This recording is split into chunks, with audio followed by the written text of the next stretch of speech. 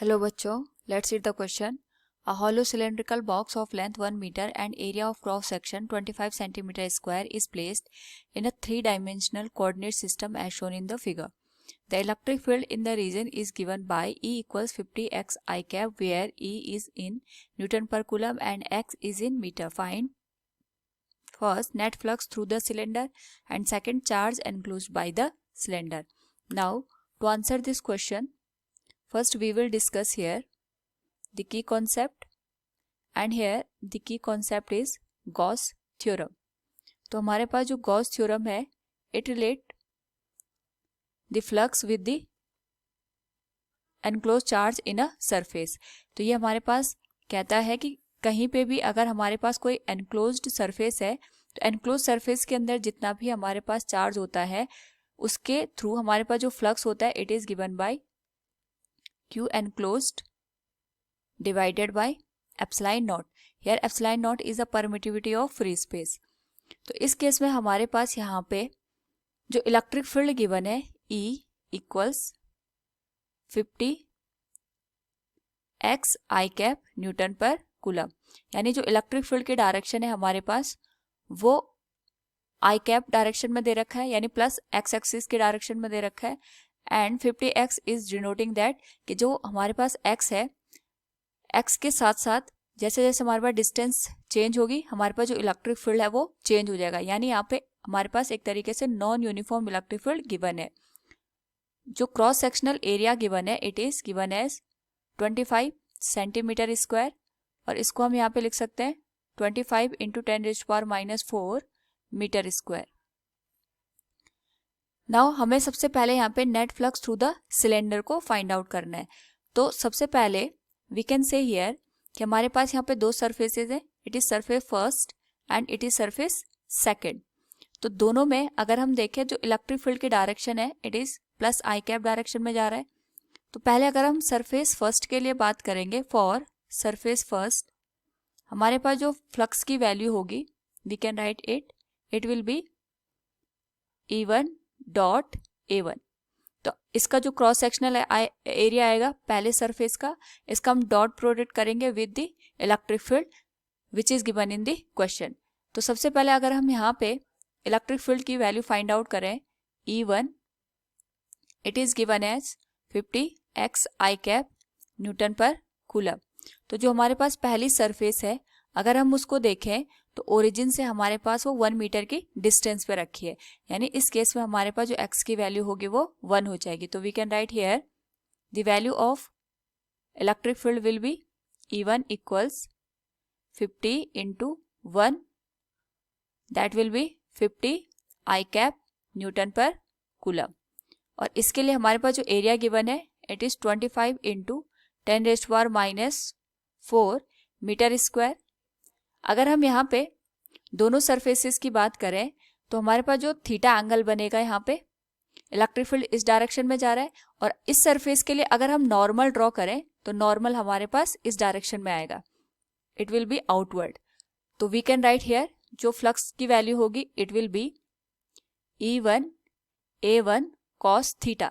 और जो थीटा होता है it is the angle drawn between जो इलेक्ट्रिक फील्ड होता है और नॉर्मल ऑफ द सरफेस. जो हमारे पास सरफेस गिवन होता है उस पे जो हम नॉर्मल ड्रॉ करते हैं इन दोनों के बीच का एंगल होता है. तो इस केस में अगर हम E1 की वैल्यू पुट करें इट विल बी 50.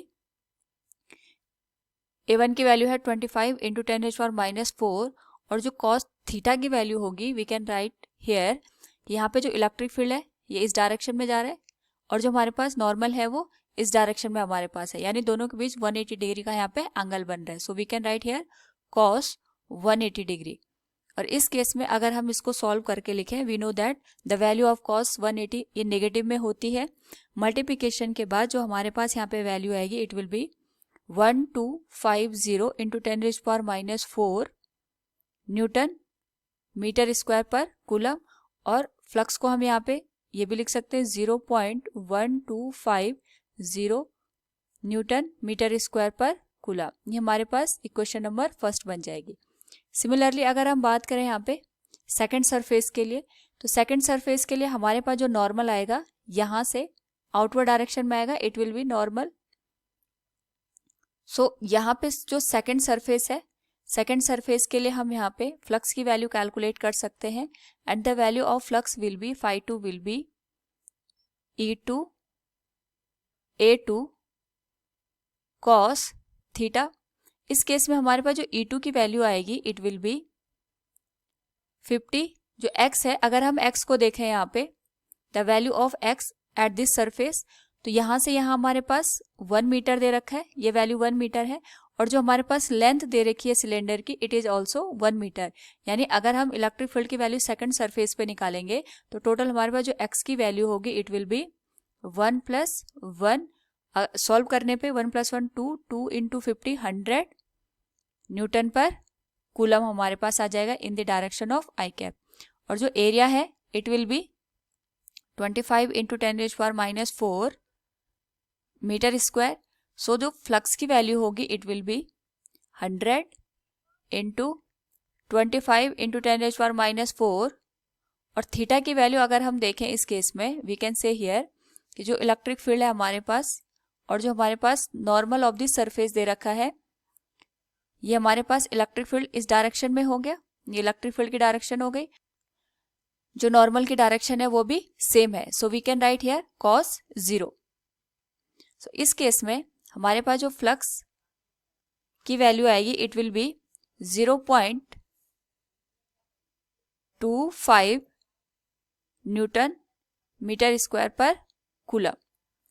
नाउ अगर हम देखें यहाँ पे जो फ्लक्स 2 की वैल्यू है it is greater than flux 1, तो जो हमारे पास नेट फ्लक्स आएगा अगर हम उसे कैलकुलेट करें it will B phi2 - phi1, और phi2 की वैल्यू हमारे पास है 0.25